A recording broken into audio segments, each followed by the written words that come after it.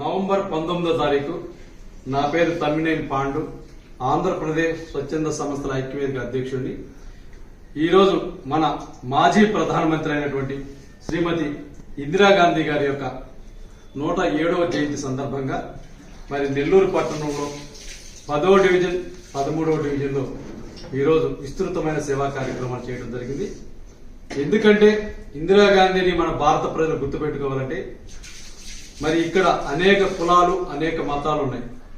అనేక మతాలని అనేక కులాలను కూడా మన రాజ్యాంగం సమానమైనటువంటి అధికారాలు ఇచ్చింది.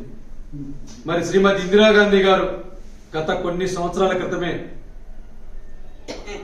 ఎవరు తీసుకున్నటువంటి అనేక సమీకరణాలను తీసుకొని ఈ యొక్క భారతదేశాన్ని ముందుకు నడిపించడం జరిగింది. ఈ యొక్క సెక్యులరిజంలో మరి ఇందిరాగాంధీ గారు ఒక ఉక్కు మనిషిగా